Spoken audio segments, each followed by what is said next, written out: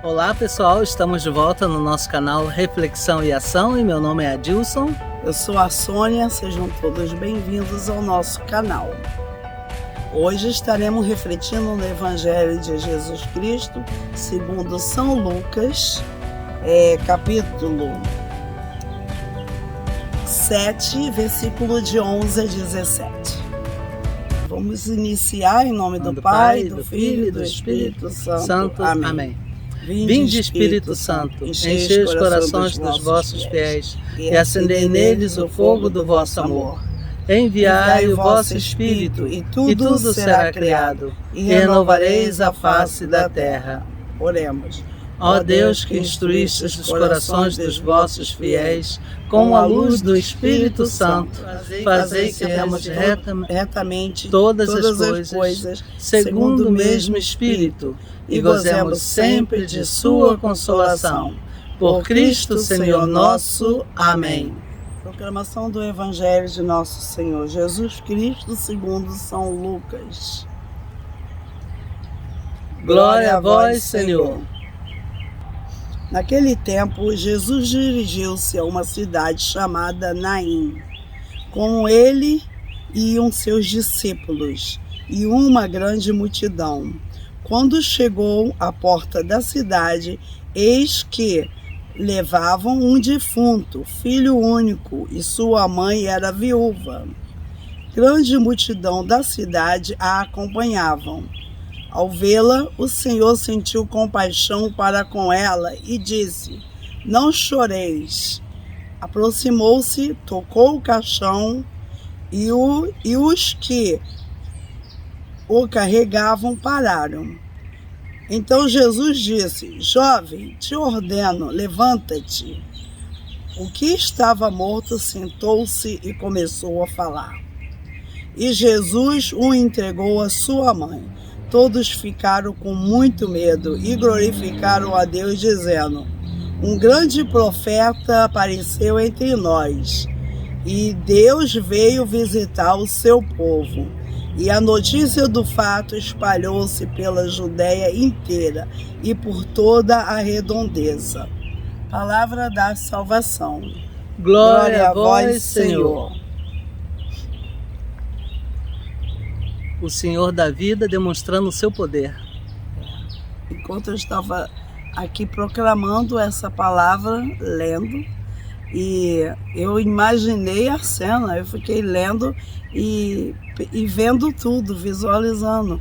Eu fiquei pensando, nossa, deve ter sido uma situação muito espantosa, né? Uhum. Eles estão levando para sepultar e Jesus se aproxima, toca no caixão e todos saíram, se afastaram. Vai ver que quando Jesus tocou no caixão deve ter saído uma força, uma coisa, né, que fez com que todos recuassem, né, uma coisa assim. Mas imagina o espanto de todos. Uhum. E você vê, né, que Jesus teve compaixão, porque a mulher era viúva e só tinha aquele filho único. Exatamente. E ele deve ter imaginado, nossa, esse filho é que vai amparar essa mãe. Se ela perde ele, ela vai perder tudo. Exatamente, porque é isso que acontecia quando as viúvas perdiam os seus únicos filhos. Ela ficava totalmente abandonada. Então deve ter sido mesmo para essa mãe, né? Já pensou? E o jovem diz que levanta, senta e começa a falar. Uau, o que será que ele falou? Nem imaginamos, né? Mas que foi de fato uma coisa impressionante ali para aqueles que testemunharam ocularmente. Esse fato deve ter sido realmente algo impressionante. Eu fico imaginando aquela multidão. Os que já iam aonde Jesus ia, Jesus já não tinha mais sossego, já não andava mais sozinho. Exatamente. E aqueles outros que estavam ali, com certeza se ajuntaram, né? Com certeza se interessaram de saber quem era Jesus. Porque é difícil, né? Quando o Senhor começa a fazer coisas na nossa vida, ele começa a realizar milagres na nossa vida, se manifestar para nós, a gente não se interessar por ele, não querer saber mais sobre ele e realmente, não querer segui-lo, né? É algo que às vezes não dá nem para entender, né? Como alguém pode esquecer, né? Mas Os fariseus e mestres da lei, por exemplo, nossa, diante de tantos fatos impressionantes como este, como pode ainda assim quererem matar Jesus, quererem não aceitar que Jesus realmente é o enviado? Parece que é coisa mesmo do inimigo. Porque você querer dar o fim na vida de alguém que só estava fazendo bem, curando, ensinando, que tinha compaixão. E fazendo algo que ninguém jamais tinha poder de fazer. De fazer um morto reviver é algo que ninguém consegue fazer. Só Jesus mesmo. Pois é, e mesmo assim mataram Jesus. Mesmo assim não quiseram, né?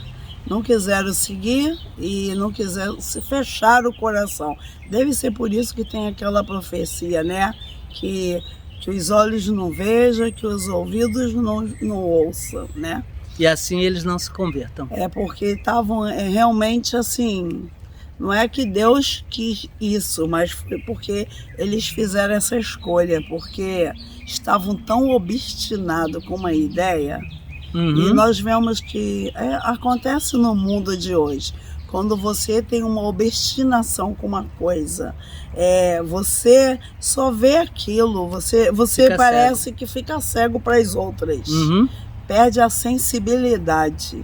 Exatamente. E foi o que aconteceu com os fariseus, mestres da lei, e todos os outros povos que não se interessaram por Jesus, porque as pessoas que viram o que ele fazia, elas se interessavam, seguiam ele. Eu sei que, eu acredito que muitos fariseus, mestres da lei, que eram verdadeiros, porque eles aprenderam aquela religião, era uma seita. Ser fariseu, como que chama? Farisaica. Era uma seita. E então, quer dizer, as pessoas às vezes ficam condicionadas, né? Porque existe gente que é tão aberta para acreditar e que é muito fácil dele ser um teleguiado, que ele segue sem questionar.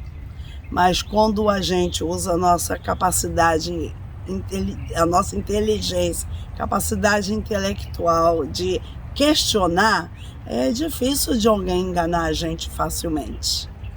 Isso é verdade. No meu tempo, eu me lembro de criança, eu sempre fui alguém que eu questionei. E muito importante questionar. Eu era assim, não era muito fácil de alguém me convencer de algo, eu sei, logo de primeira mão eu queria entender. Então eu me lembro que desde que eu era criança, eu sempre gostava de questionar as coisas, de entender o porquê. Questionar é muito importante. Acho que foi até por aí que eu me tornei católica, porque eu sempre questionava. Eu questionava as religiões, eu achava distinto por que existiam tantas igrejas, tantas religiões. E no meu tempo de criança havia também muitas discussões entre as religiões. Cada um dizia que a sua era melhor. Aí eu fiquei curiosa de entender qual que era a melhor, por que existia tanta diferença entre elas. E por que havia tanta briga? Porque todos tinham o mesmo Deus, acreditavam que Jesus era o Salvador.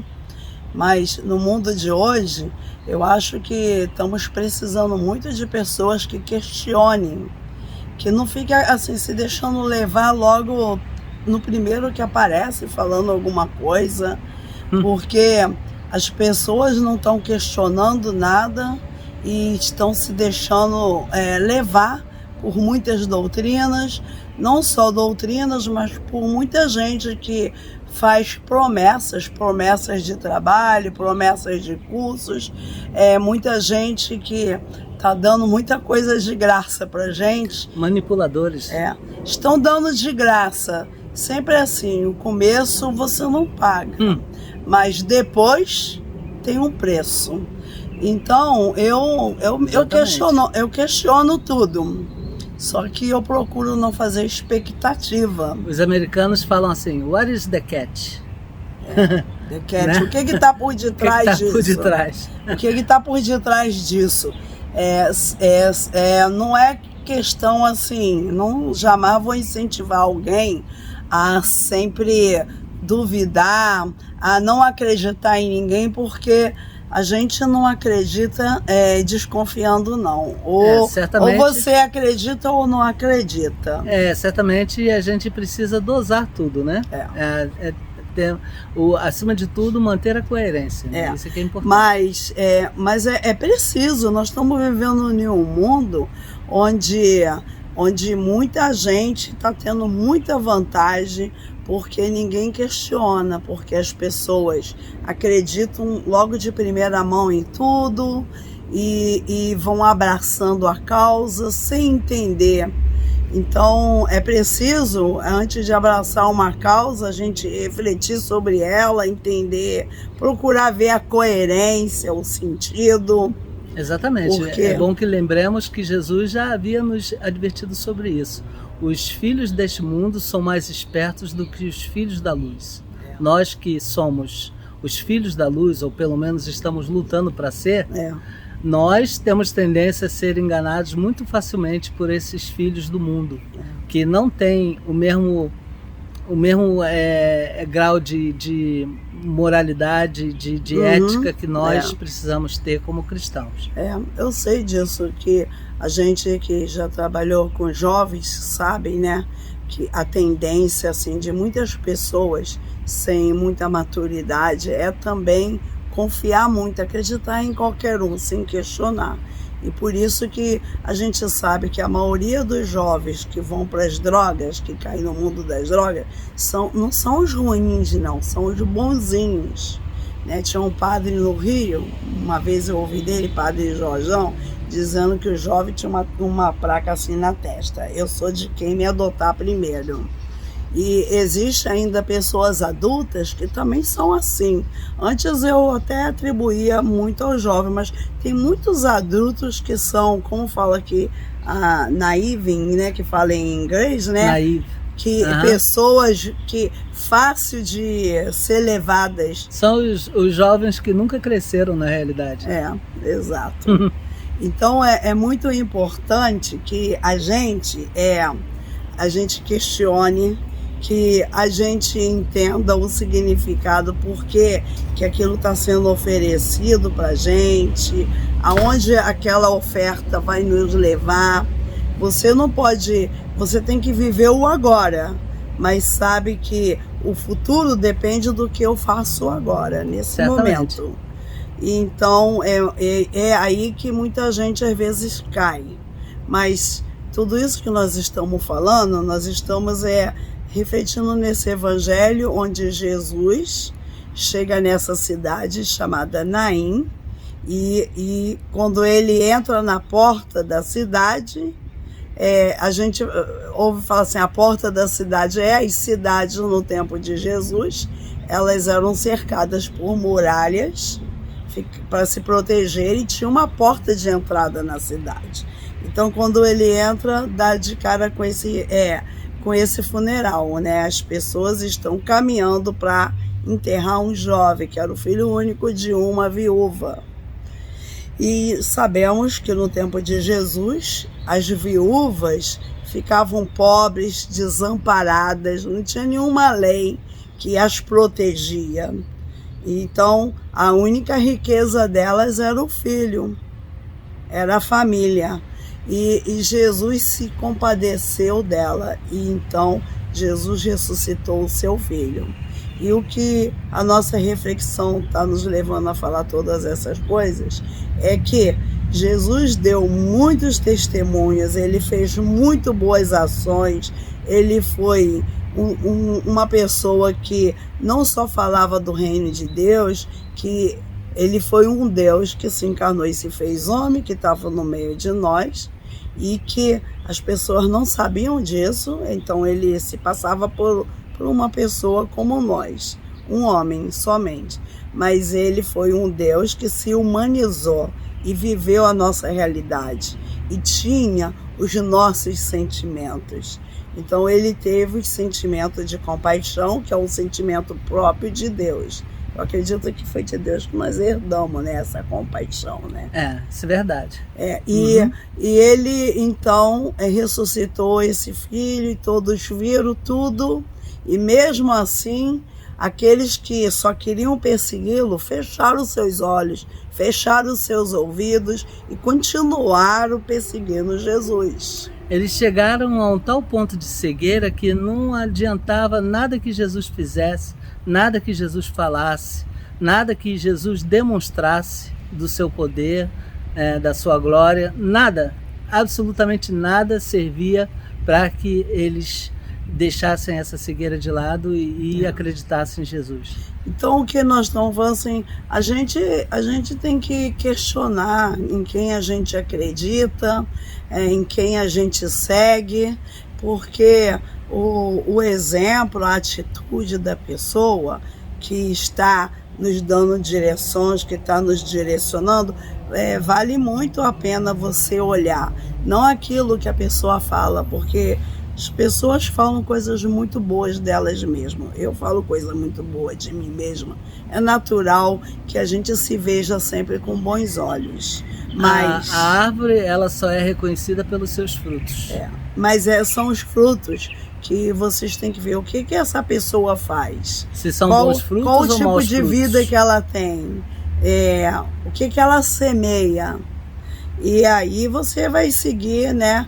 Agora, no tempo de Jesus, infelizmente, houve essa grande divisão, os que acreditavam e os que não acreditavam.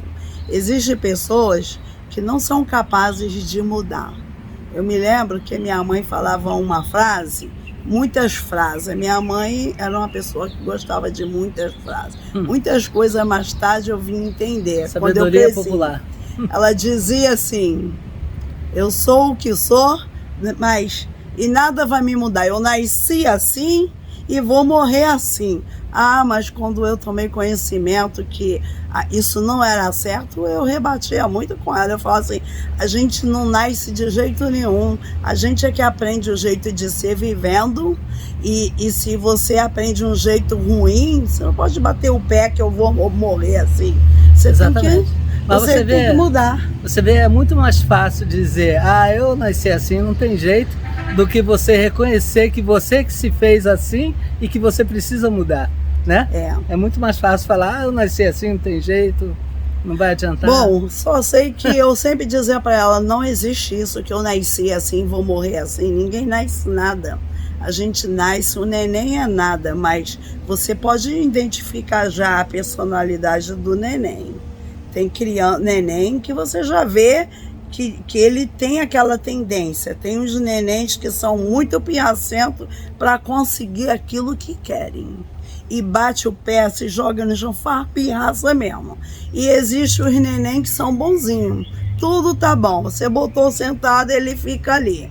Você botou... E isso não quer dizer que a pessoa vai ser sempre assim também, não. Também não. Ele vai crescer e pode se tornar um pirracento. Mas você mesmo assim, você vê a tendência que nós temos, a inclinação que nós temos, mas nós estamos aqui nesse mundo para vencer isso, para melhorar as nossas inclinações de coisas ruins. Não é? É por isso que nós estamos neste caminho. Nós queremos melhorar. Queremos ser pessoas, assim, cada vez melhores. Temos que ser perfeitos, na realidade. Deus quer que sejamos perfeitos, mas precisamos lutar muito para poder chegar a essa perfeição. Na verdade, eu penso sempre assim, nossa, eu estou nesse mundo, é como que para fazer um estágio, para ver que tipo de pessoa eu vou me tornar, para saber o que eu vou ter na minha eternidade. Então, eu sempre considero que a vida aqui é um estágio, que nós estamos em provação, estamos aqui para escolher entre o bem e o mal, estamos aqui aprendendo a ser pessoas melhores, para poder a nossa alma ir para o destino eterno, para o lugar melhor. Tem aquela historinha, né, que cada um ganha a casa que constrói aqui na Terra, né? No céu, cada um ganha a casa que constrói aqui na Terra. Então, tem aqueles que quando chegam no céu tem uma mansão esperando por ele, e tem aqueles que vão chegar no céu e tem uma pociúncula esperando por ele. Vai morar, barraco. Vai morar no lugar bem, porque não construiu muito. É uma alegoria, né? Na realidade, o que isso quer dizer? Que depende muito de nós criarmos a nossa riqueza aqui na Terra ou a nossa pobreza.